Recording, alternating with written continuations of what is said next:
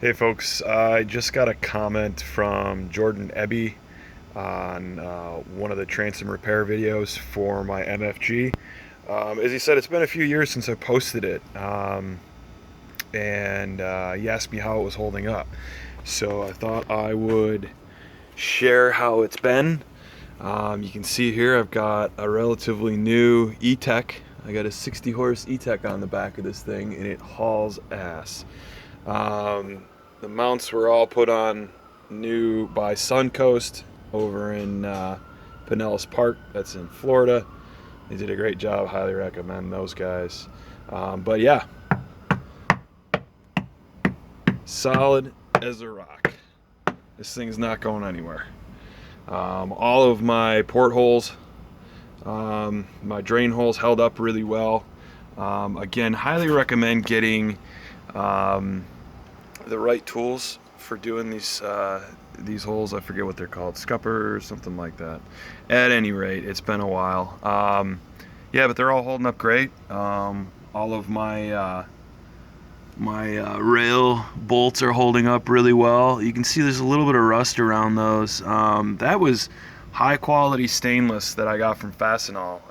They're not supposed to rust, so I'm hoping that's just some small imperfections around the sides that are rusting. They were sealed when I put them in. They were sealed with that 3M product. Having a bit of a brain fart, but yeah, you can see everything's holding up real nice. It's a bit dirty. It's been sitting for a while. Just moved into a new house, so she's in the driveway and hasn't seen water in a while. But yeah, I wanted to show off some of the imperfections. As you can see here, the skin, if you remember from one of the other videos, the skin I hollowed out between the skins, and then followed some other example videos to try and keep the skins in a uniform shape. You can see here that it bulged a little bit.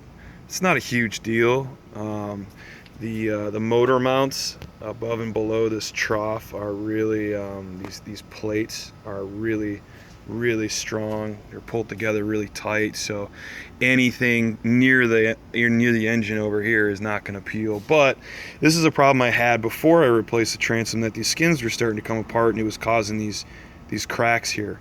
I'm not so much concerned about these cracks these days as I was when there was wood in there, because that RJ is impervious to water. It's not going to hurt it.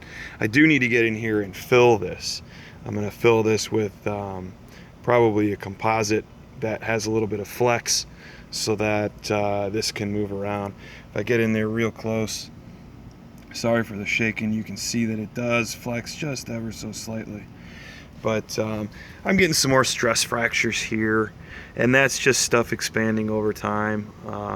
Probably a little bit to do with my fiberglass job too. That was my first go. So this is all an easy fix. This is all cosmetic stuff for the most part. I'm gonna walk around the other side here and show you the other side real quick. You can see the way the sun's hitting it. This is left over from my patching, trying to patch fiberglass and get it down smooth. I'm not a pro, but you never see that in direct sunlight. You can see here a little bit of cracking. This is fiberglass that I laid down on top of the RJ. That's what's coming up right here. It's not the skin itself. And then you've got the same problem with the skin over here. So the biggest lesson that I pulled out of this whole project was about different kinds of epoxy and different kinds of material. It's super important with RJ, because it's polyester based, to use a polyester based epoxy.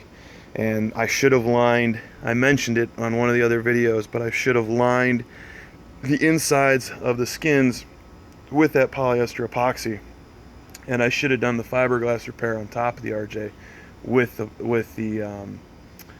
different epoxy. So it's not a huge deal. I might have to poke at this every couple of years to fix it up or to clean it up, but that transom is not going anywhere. It'll be here long after I'm gone.